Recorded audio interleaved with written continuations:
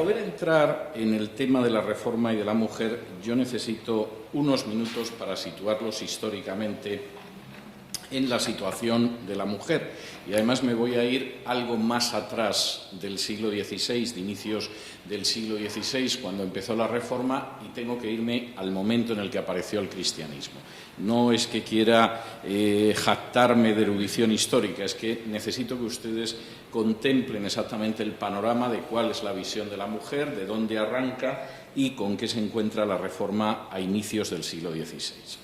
El cristianismo surge en un ambiente cultural, que es el de la cultura clásica, desde muchos puntos de vista absolutamente admirable. Seguramente en términos de belleza y de creaciones artísticas en ningún momento hemos conseguido superar la cultura clásica, pero esa cultura clásica era una cultura en la que la situación de la mujer era verdaderamente pavorosa. En la Grecia clásica, y eso indica no solamente lo que podría ser el siglo de Pericles, la misma época de Jesús y de Pablo, en la práctica legalmente la mujer era un niño, aunque en términos reales no llegaba ni a niño. La mujer era fundamentalmente una posesión del varón, en un primer momento de su padre, posteriormente de su esposo. Eso llegaba, por ejemplo, al hecho de que en caso de que se produjera un divorcio, por supuesto, no había ningún tipo de indemnización, ni compensación, ni pensión de alimentos, ni cosa parecida, sino que el divorcio se realizaba expulsando a la mujer de la casa, punto final. Se le echaba mano, se la ponía en la calle y ahí se consumaba el divorcio. Y, por supuesto, ese divorcio además era obligatorio en determinados casos. Por ejemplo, si una mujer casada era violada, había que divorciarse de ella. Se suponía que la violación había dañado el material y eso obligaba a ponerla en la calle sí o sí. De modo que en ese sentido la situación en Grecia era una situación verdaderamente poco envidiable. No crean que era mejor en Roma. Roma es el imperio que rige el Mediterráneo, y no solo el Mediterráneo en el momento en el que surge el Evangelio, y la situación de las mujeres romanas distaba mucho de ser envidiable. De entrada, la mayoría de las romanas se casaban cuando eran todavía niñas, o cuando nosotros consideraríamos que son niñas. A partir de los 12 años era común que se casara una niña, y eso no excluía a las clases altas. No es que la gente de clase baja tuviera que casar a las hijas con 12 años, no, es que los testimonios de niñas casadas en clases altas son enormes. Por ejemplo, Octavia, la hermana del emperador Augusto, fue casada con 11 años y evidentemente pertenecía a una clase alta. Agripina, que es otro de las mujeres de la familia imperial, se casó con 12 años. El historiador Tácito, gran historiador romano, se casó con una muchacha de 13 años y, de hecho, estaba tan claro que lo normal era que se contrajera matrimonio con una niña de 12 años que, por ejemplo, la ley romana contemplaba penas para el adulterio de las menores de 12 años. De modo que algunos ahora se espantan por los matrimonios infantiles del Islam. Deberían recordar que una cultura como la romana consideraba que esa era la norma habitual. Es decir, la idea de una mujer mayor que se pudiera casar era insoportable. En la cultura romana, e insisto, es la cultura en medio de la cual surge el Evangelio, además era muy común el infanticidio y sobre todo el infanticidio femenino. Y incluso las mentes filosóficamente más preclaras tenían claro que matar niños era una práctica normal. Séneca, contemporáneo de Pablo y ciertamente un filósofo más que notable, que escribió páginas sublimes desde muchos puntos de vista, sin embargo, señalaba que el hecho de ahogar a un niño no querido en el momento de nacer era un acto totalmente cubierto de razón. Es decir, si no quieres al niño y el niño nace, se le ahoga y te has desembarazado literalmente de un problema. Tácito, que es algo posterior a Séneca y, en fin, ya escribe cuando el cristianismo ha llegado sobradamente a Roma, por ejemplo, consideraba que era intolerable que los judíos pensaran que matar a un niño no deseado era una práctica que era mala. Es decir, de hecho, lo que le parecía absolutamente siniestro y perturbador, por citar literalmente, era que se pudiera pensar que el no dar muerte a un niño no deseado era algo que se pudiera condenar, era una práctica normal y tenía que ser aceptable. Y esto sucedía incluso entre gente de corazón tierno y de profundos afectos familiares. Les voy a leer una carta contemporánea de este periodo, una de esas cartas que nos han llegado a través de los papiros que de pronto encuentras, y a veces son más reveladores que textos literarios porque te muestran la vida cotidiana, y es una carta que escribe un señor que se llamaba Hilarión a su esposa que estaba embarazada y se llamaba Alice. Y dice así: «Sabe que estoy aún en Alejandría y no te preocupes si todos regresan y yo me quedo en Alejandría. Te ruego que cuides de nuestro hijito y tan pronto como me paguen te haré llegar el dinero. Si das a luz, consérvalo si es varón, y si es hembra, desembarázate de ella. Me has escrito que no te olvide. ¿Cómo iba a olvidarte? Te suplico que no te preocupes». Bueno, pues Hilarión era un buen esposo y un buen padre de familia. Es decir, si no regreso, cariño, no te preocupes. ¿Cómo te voy a olvidar si siempre te estoy recordando? Te voy a mandar dinero para que no te falte de nada. Por cierto, estás embarazada. Si el niño que nace es un varón, lo conservas. Si es una niña, en fin, deshazte de ella. Es decir, incluso aquellas personas que podían tener mejores sentimientos, sin embargo, consideraban que las niñas eran muy prescindibles. Esto provocaba cifras que cuando uno las ve estadísticamente resultan absolutamente escalofriantes. Ser mujer era un deporte de riesgo, ciertamente, en el Imperio Romano. De hecho, la muerte de las niñas era tan asumida, tan normal y tan generalizada que las pirámides de población en la antigua Roma no eran como nuestras pirámides de población, donde siempre hay más mujeres que hombres, porque es verdad que inicialmente mueren más mujeres, pero luego al final aguantan más, y las pirámides de población siempre tienen más mujeres que hombres. Ese es el estadio natural. En Roma no era así. De hecho, la muerte de niñas era tan habitual que en la ciudad de Roma había 131 hombres por cada 100 mujeres. Es decir, la tasa de supervivencia de las mujeres era una tercera parte inferior a la de los hombres. En Italia, en el conjunto de Italia, la situación era peor. Se supone que en la ciudad de Roma eran más civilizados y había 131 hombres por 100 mujeres. En Italia había 140 hombres por cada 100 mujeres. La situación era todavía peor en territorios más alejados, como podía ser Asia Menor y África. No solamente eso, algún estudio que se ha realizado sobre familias romanas muestra, por ejemplo, sobre un muestreo de 600 familias estudiadas en una de las ciudades del imperio, que solo 6, es decir, el 1%, tenía más de una hija. La segunda hija, de manera sistemática, era muerta. De manera que solo en un 1% esa familia decidió que podía permitirse tener una segunda hija, lo cual es verdaderamente sobrecogedor. El cristianismo implicó un cambio en cuanto a esto. No me voy a detener demasiado en ello porque necesito pasar al contexto inmediato de la Reforma, pero implicó un cambio que se percibe en el Nuevo Testamento. No voy a hablar solo de las mujeres que iban con Jesús, no me voy a referir en exceso al capítulo 16 de Romanos, donde entre los colaboradores y las colaboradoras de Pablo casi están al 50% hombres y mujeres, lo cual era algo absolutamente impensable, por no decir delirante en su época.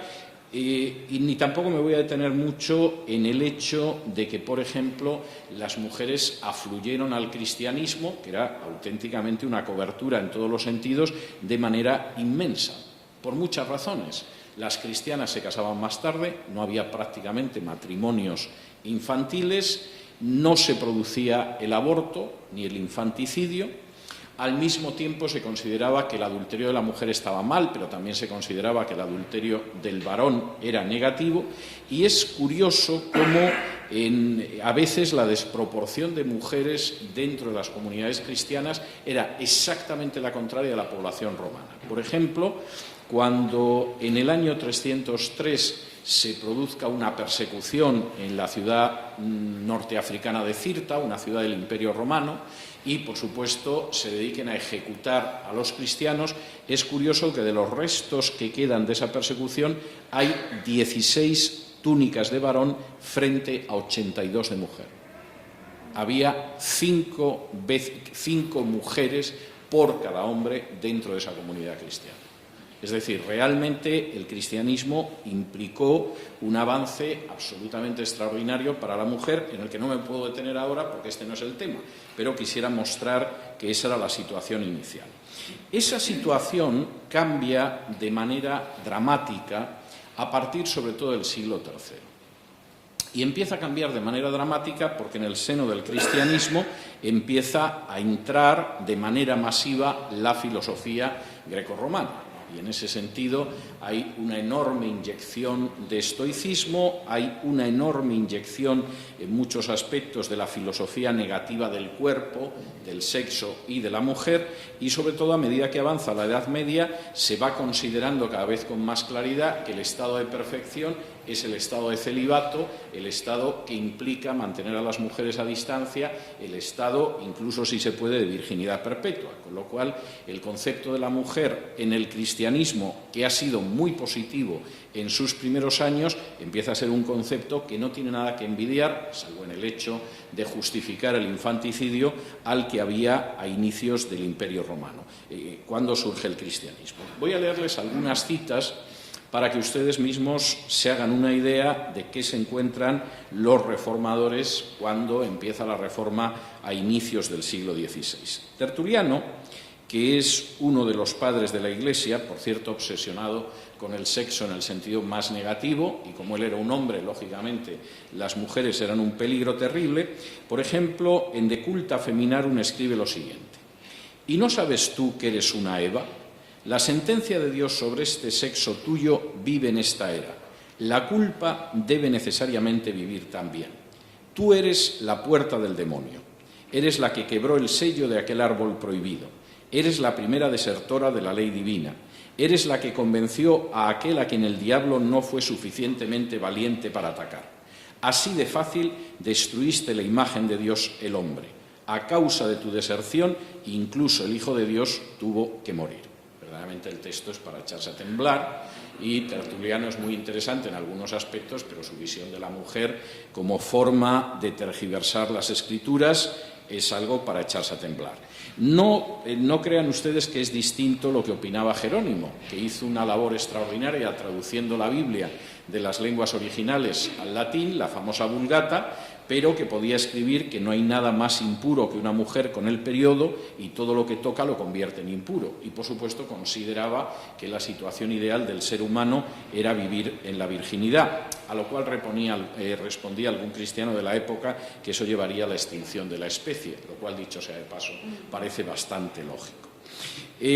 San Juan Crisóstomo, que posiblemente es el padre griego más importante, no crean ustedes que tenía una visión más positiva de la mujer. Por ejemplo, escribía: ¿qué otra cosa es la mujer sino una enemiga de la amistad, un castigo inevitable, un mal necesario, una tentación natural, una calamidad deseable, un peligro doméstico, un detrimento deleitoso, una naturaleza ruda pintada con bellos colores?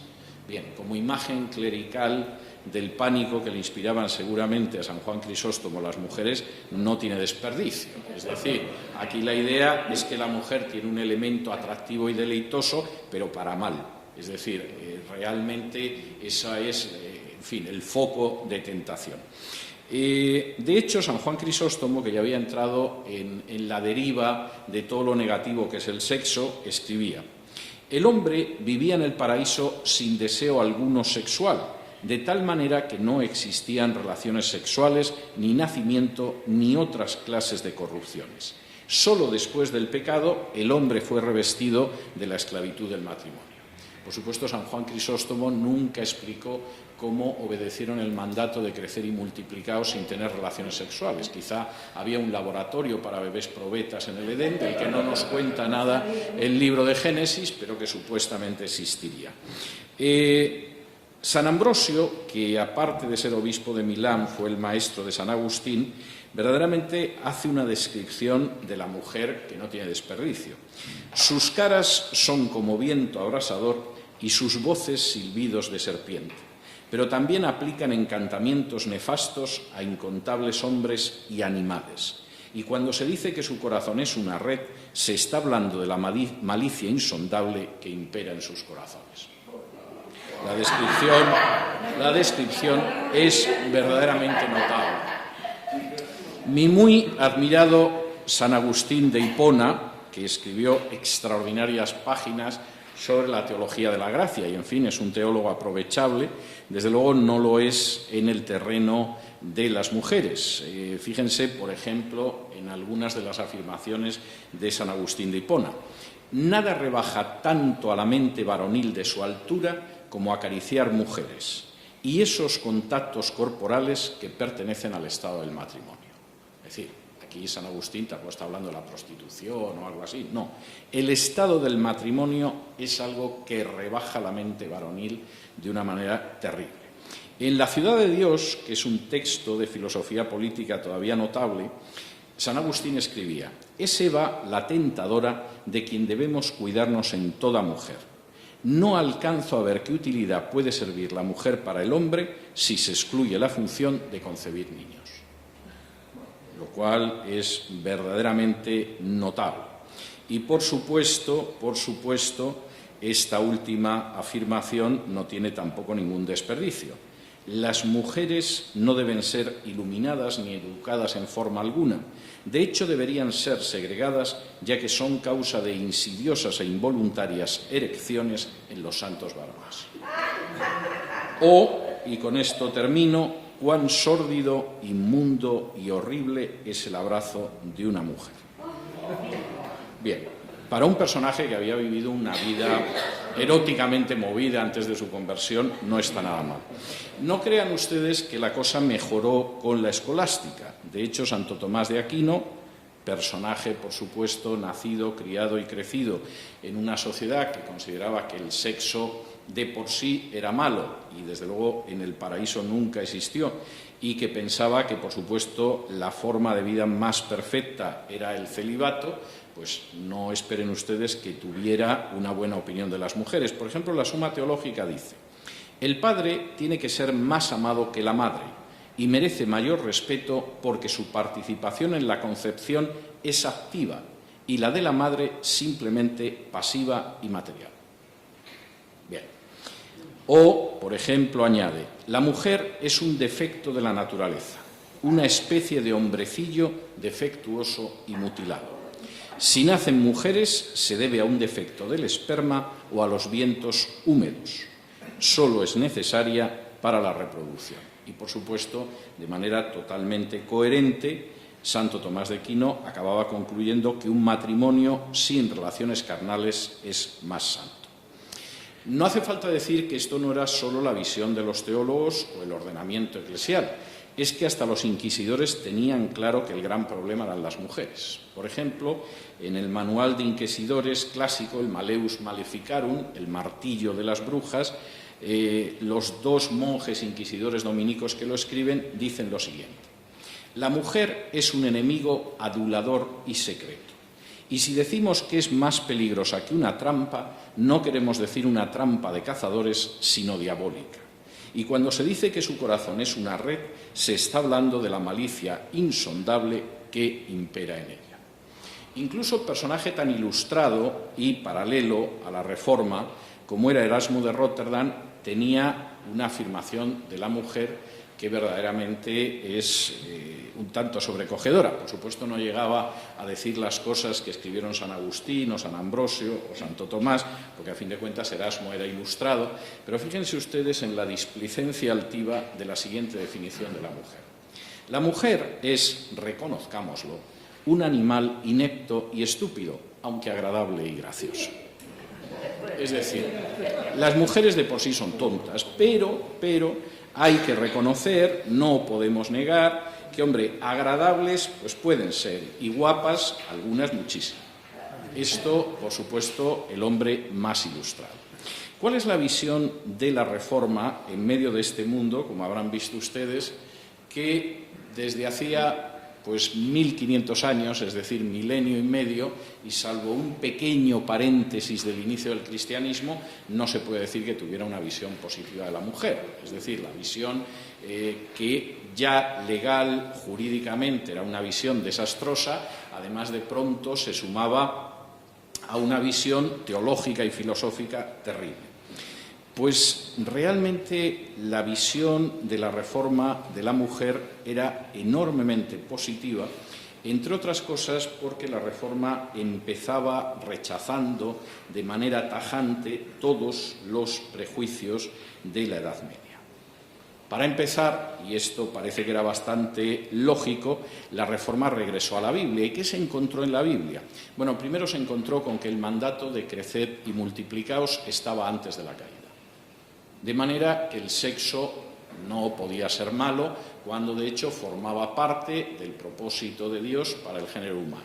Este era el primer punto. Segundo, empezaron a encontrarse también con el hecho de que en el Nuevo Testamento los obispos estaban casados. Uno va, por ejemplo, a 1 de Timoteo, capítulo 3, y entre las instrucciones para los obispos es que estén casados, que tengan hijos, que eduquen correctamente a su familia, etcétera, etcétera. A continuación, y esto es bastante interesante, por ejemplo en Efesios, cuando se habla de la actitud que tienen que tener los esposos entre sí, se enfatiza que el esposo debe amar a la mujer exactamente igual, de la misma manera que Cristo amó a su Iglesia, con lo cual, evidentemente, de nuevo, esa visión era absolutamente distinta. Y, por supuesto, y esto es bastante bastante Dios creó al hombre como varón y hembra, no como un ser superior masculino y un ser inferior femenino.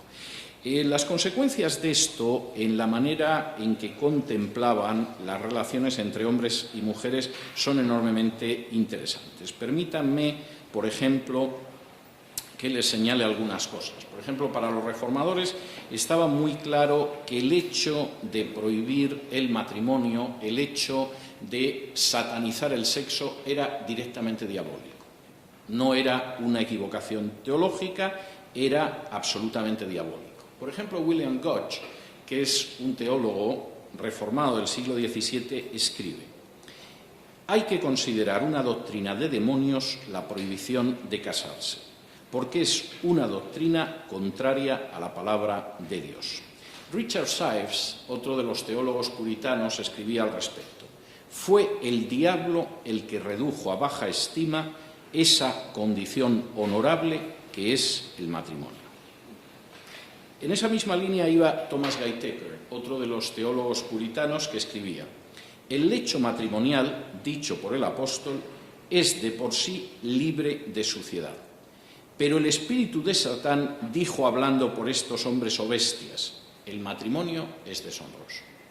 Es decir, la primera tesis de la Reforma es que la visión distorsionada del matrimonio, del sexo, de la mujer, no era una simple equivocación teológica, era directamente doctrinas de demonios. Y en este sentido, evidentemente, la idea era muy clara. No solamente eso, es que además resultaba bastante evidente que el matrimonio era la unión del hombre y de la mujer, era algo verdaderamente maravilloso. No les voy a leer todas las citas de los reformadores cantando las maravillas del matrimonio, porque nos quedaría todavía menos tiempo, pero sí quisiera hacerles alguna descripción. Por ejemplo, uno de estos autores puritanos decía lo siguiente: no existe una sociedad más cercana, más completa, más necesaria, más gentil, más deleitosa, más cómoda, más constante y más continua que la sociedad de un hombre y de su esposa. Y en ese sentido el matrimonio tenía, por supuesto, una estima extraordinaria. Por ejemplo, Thomas Adams, otro de los autores reformados, podía escribir: no existe una fuente de disfrute tan grande en la tierra como el matrimonio. ¿Cómo era además visto el matrimonio? Bueno, pues yo tengo que decir que la visión que aparece del matrimonio dentro de la literatura reformada es enormemente hermosa, porque insiste mucho en el hecho del compañerismo. Fundamentalmente, la mujer es el mejor amigo que se puede encontrar en la tierra. Es decir, a diferencia de esa cultura que considera que tienes una mujer en casa, pero hombre, amigos son aquellos con los que bebes cerveza y ves los partidos de fútbol, la visión de la Reforma es que realmente el mejor amigo es la mujer. Por ejemplo, otro de estos autores puritanos habla de que al contraer matrimonio te has unido con un amigo. Y Richard Baxter, uno de los grandes teólogos reformados, decía: es una auténtica gracia tener un amigo fiel que te ama de manera completa, al cual puedes abrir tu mente y comunicar todos tus asuntos. Y es una gran gracia tener cerca a un amigo que ayuda a tu alma y que aviva en ti la gracia de Dios. Es decir, realmente la mujer no es esa trampa diabólica que a poco que nos descuidemos pues nos va a arrastrar a lo peor, sino que es todo lo contrario, es el gran amigo, es el alma cercana a la que podemos abrir nuestro corazón, con la que podemos comunicar todos nuestros asuntos y que no solamente, como se dedica a provocar erecciones en los santos varones, nos conduce a la condenación, todo lo contrario, es el gran ayudador del alma del varón y aquella que aviva en el hombre la gracia de Dios.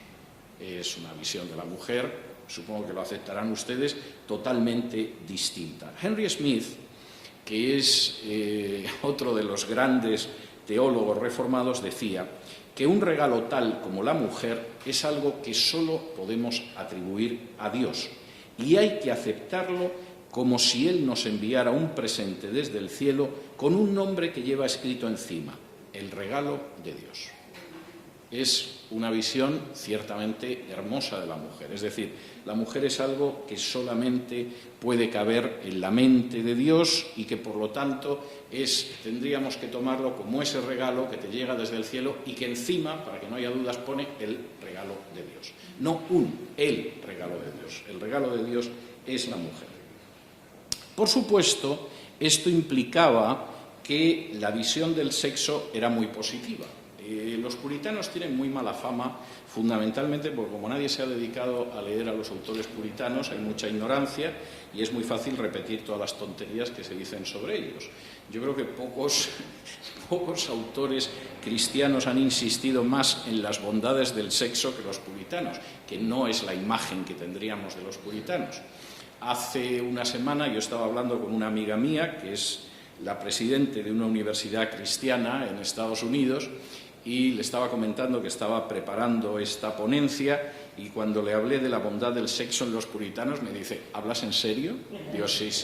Tienes que pasarme el texto de tu ponencia. Es decir, no podía creer en esto, pero sin embargo es curioso cómo los puritanos insistían enormemente en esto, sobre todo sobre la base del texto bíblico de Génesis 2:24. El texto que habla de que el hombre y la mujer se convierten en una sola carne. Y evidentemente eso fue antes de la caída, mal que le sentara a San Juan Crisóstomo, a Tertuliano o a otros padres de la Iglesia. Gutch, precisamente uno de los autores puritanos en Nueva Inglaterra, decía que esa unión sexual es uno de los actos más apropiados y esenciales del matrimonio. Y como en el caso de John Milton, el gran poeta inglés, lo sustentaba en la afirmación de Génesis 2:24. La manera en que se hablaba de la sexualidad en los autores puritanos a veces es enormemente poética. A veces, por ejemplo, William Ames hablaba de la comunicación mutua de los cuerpos.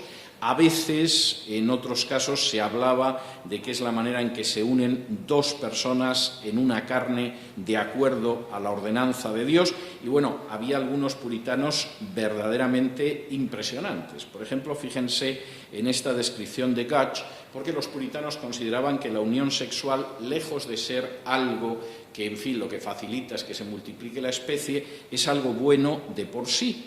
Y, por lo tanto, el sexo tenía que ser exuberante. Dejo a juicio de cada uno de ustedes qué puede significar esto en la práctica, pero, por ejemplo, Gutch decía que las parejas casadas tenían que tener relaciones sexuales con buena voluntad y deleite, de manera dispuesta, voluntaria y alegre. No está mal la descripción. Y otro de los autores puritanos, hablando de lo que sucedía en el matrimonio, fíjense que al hablar del sexo dice que era como dos instrumentos musicales correctamente afinados que logran la armonía más placentera y dulce en una unión bien concertada.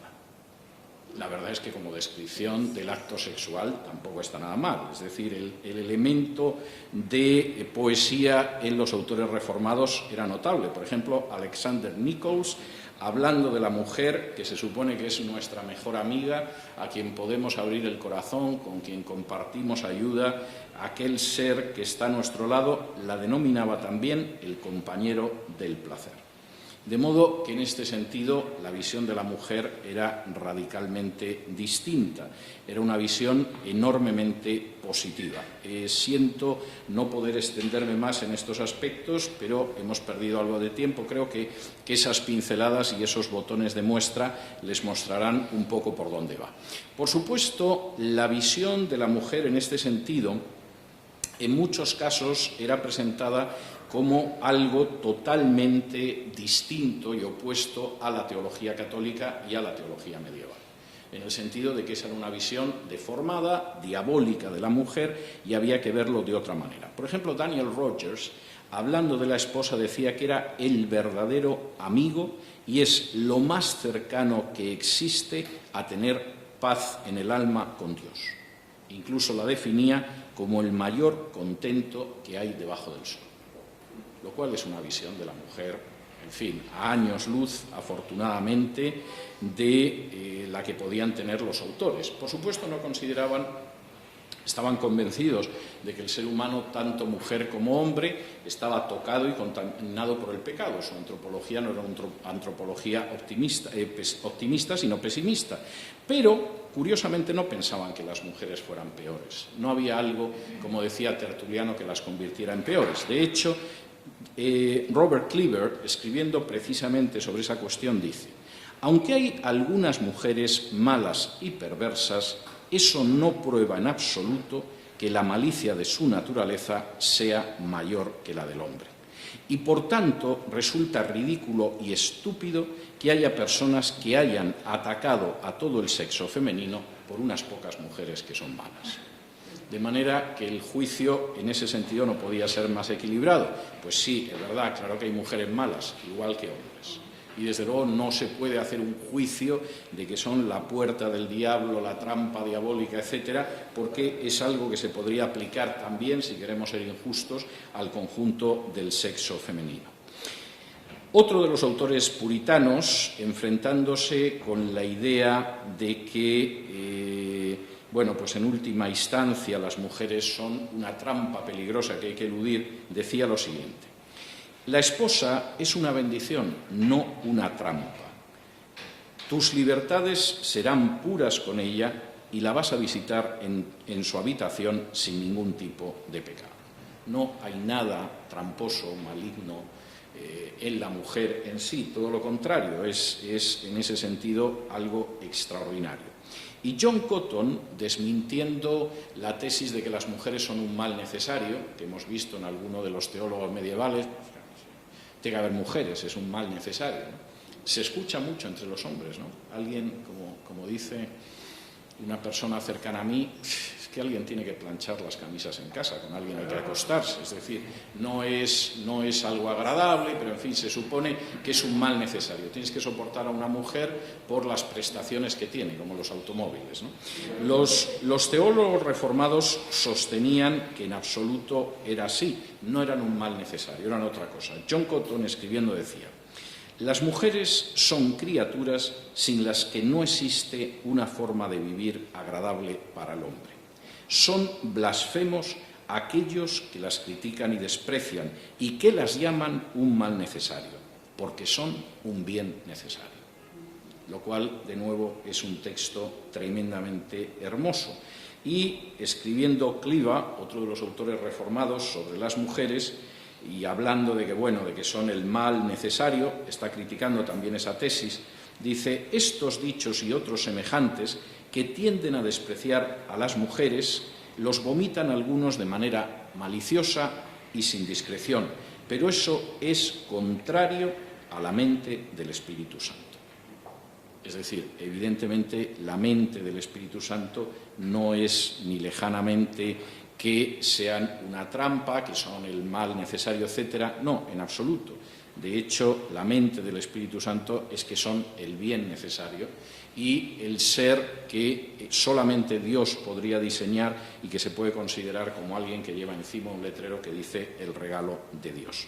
Por supuesto, la idea de que fuera un ser inferior al hombre era también rechazada de manera tajante. Por ejemplo, William Secker, comentando el libro de Génesis y hablando de la creación de Eva, dice: Dios hizo a Eva como una línea paralela e igual a Adán. No la creó de la cabeza para que presumiera de superioridad, sino que la sacó del costado para que fuera igual. O, y esto es bastante interesante, Gotch, aceptando que efectivamente hay textos en la Biblia donde se dice que el hombre, la cabeza de la esposa es el varón, dice sin embargo lo siguiente: aunque el varón puede ser la cabeza, sin embargo la mujer es el corazón, lo que es la parte más excelente del cuerpo cercana a la cabeza y mucho más excelente que cualquier otro miembro que está situado bajo la cabeza. En ese sentido, la visión de la mujer en la Reforma ciertamente era muy distinta de la visión que se había tenido a lo largo de la Edad Media, y esto tuvo repercusiones también dentro de la Iglesia. Tuvo repercusiones desde muchos puntos de vista. Ayer, los que estuvieran en mi taller sobre el trabajo recordarán que una de las reivindicaciones laborales de los reformadores fue que incluso el trabajo del ama de casa, tan criticado por machistas y feministas, era un verdadero servicio a Dios superior en santidad a la obra de monjes y monjas. No voy a repetir esto. Pero es que al mismo tiempo la Reforma dio enormes posibilidades para que las mujeres pudieran ejercer servicios espirituales para gloria de Dios y a favor de la comunidad que no habían existido antes. Voy a citar solo algunos casos porque realmente no puedo dar más que unas pinceladas con el tiempo que nos queda y además estoy ahora mismo trabajando en un libro sobre la mujer y la Reforma y les voy a remitir a él para ampliación de lo que estoy diciendo aquí. Pero por citar algunos, por ejemplo, Margarita de Angulema, que es una de las mujeres de la Reforma, en una Francia donde ser protestante era un deporte de riesgo, creó un círculo de humanistas reformadores. Es decir, gente que no solamente era partidaria de la Reforma, sino gente que eran intelectuales en el sentido más noble de lo que es un intelectual, es decir, gente que está muy formada y que puede poner la cultura al servicio del avance del Evangelio. Isabel de Albret fue la que introdujo la Reforma en la región de Bretaña y, de hecho, el Evangelio avanzó en toda esa zona, por cierto, preciosa, de Francia, gracias a Isabel de Albret. Carlota de Laval, que era la mujer de Gaspar Coligny, posiblemente el protestante político francés más importante del siglo XVI, es un personaje del que todo el mundo sabe que era en buena medida la columna vertebral de Gaspar Coligny. Yo no sé si la famosa tesis francesa del chercher la femme, del buscar la mujer detrás de los grandes hombres, vino con Carlota de Laval, pero lo cierto es que con Carlota de Laval podía perfectamente justificarse. Juana de Albret fue la reina de una Navarra francesa independiente, que fue un reino independiente hasta bien avanzado el siglo XVI, donde arraigó la Reforma, donde se tradujo por primera vez la Biblia al vascuence y donde por primera vez existió una libertad de religión para todos en Europa. Y el personaje era excepcional, causaba la enorme admiración de los protestantes, el odio sin paliativos de los católicos, porque comprendían que era una mujer de inmenso talento. O sea, con talento, mujer y protestante, lo tenía realmente todo. Cuando los reyes de Francia decidieron acabar con los protestantes y las villas que había concedido Enrique IV a los protestantes como garantía de que no serían perseguidos, empezaron a ser atacados. La villa más importante era una situada en el norte de Francia, que se llamaba La Rochela, Villa, dicho sea de paso, que estaba muy cerca de Inglaterra. Se podía ver en buen tiempo las costas inglesas desde ella, de modo que el rey de Francia tenía un enorme interés por acabar con ella. Lo que no sabe casi nadie es que la defensa de la villa protestante de La Rochela durante el asedio la llevó a cabo, la dirigió una mujer que se llamaba Catalina de Parthenay. Sucede lo mismo con otras mujeres poco conocidas, además en países latinos. No voy a hablar de la mujer de Lutero, lo que Lutero pensaba de su mujer, Catalina de Bora, lo pueden ustedes tener claro en el hecho de que decía que para él, dentro de la Biblia, la epístola a los Gálatas era su Catalina de Bora. No es que Catalina de Bora fuera su epístola a los Gálatas, no. La epístola a los Gálatas para él era como Catalina de Bora, que es distinto, aunque parezca que es lo mismo. Y, por supuesto, eso es excepcional, pero no fue el único caso absolutamente excepcional. Voy a citarles un par de casos que me parecen interesantes. En el caso de España, junto con reformadores varones, como fue Francisco de Encinas, sobre el cual acaba de publicarse una novela mía que se titula El libro prohibido, o Reina y Valera, que tradujeron la Biblia que habitualmente se usa, hubo personajes femeninos extraordinarios como María de Cazalla, que, por cierto, llamaron enormemente la atención de sus contemporáneos. En algunos casos, las herejes españolas causaban más sobrecogimiento a los agentes de la Inquisición que los herejes.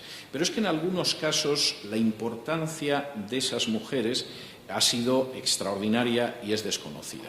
Hace apenas unos años, un investigador del arte, un gran historiador del arte italiano, que se llama Forcellino, descubrió en los archivos de la Inquisición la correspondencia de Miguel Ángel.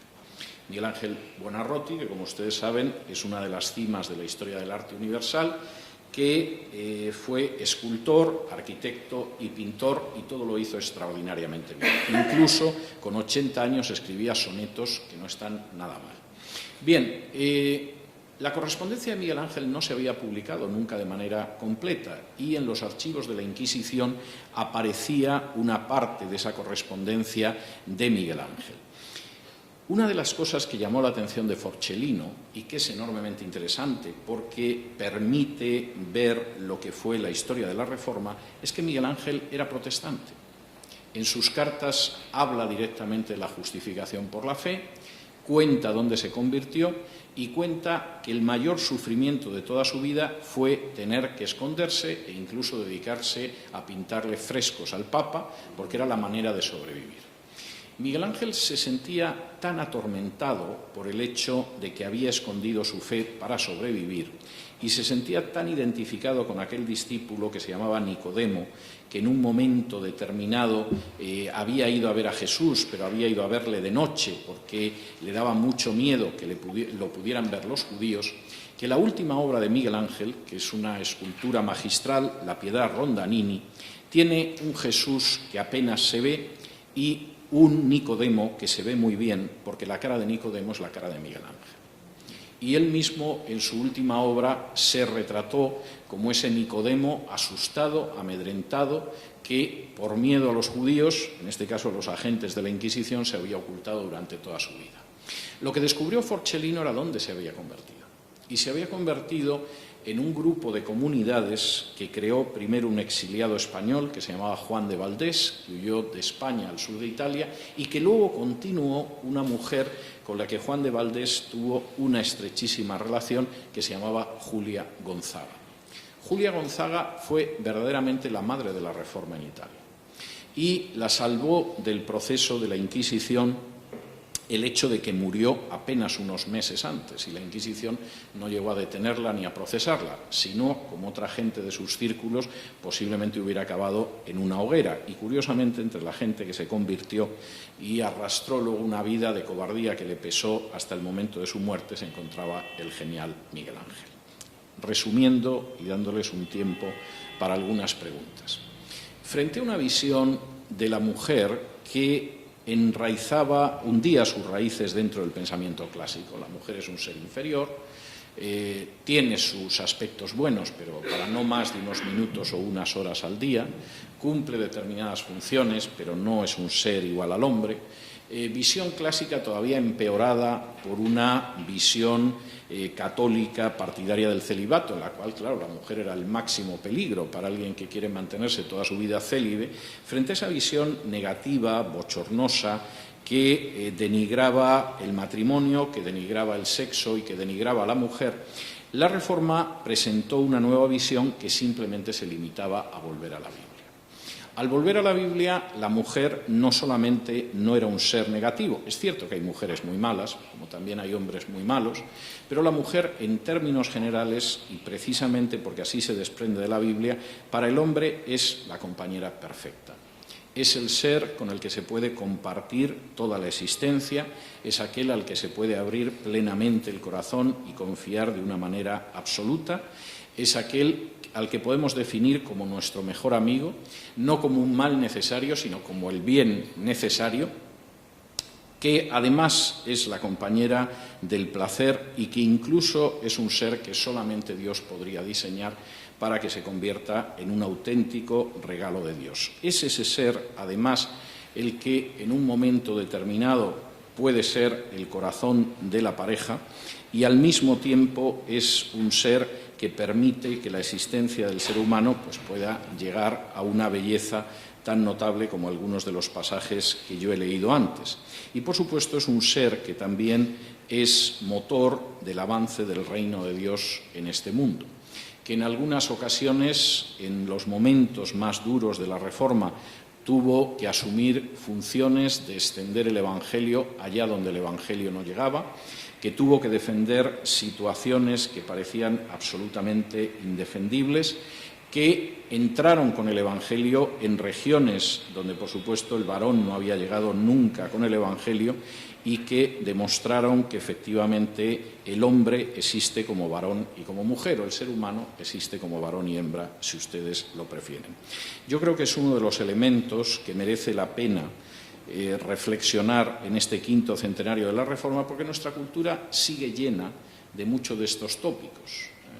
No está muy claro que alguien se atreviera a decir que las mujeres son inferiores, pero como yo le he escuchado a algún cardenal, todas las monjas son tontas, son buenas, pero tontas.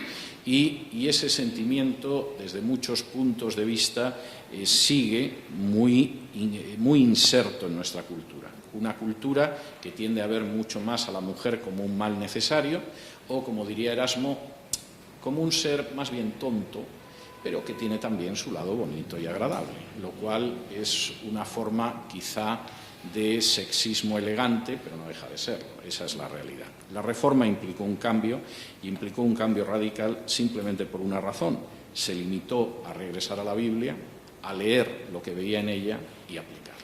Muchas gracias.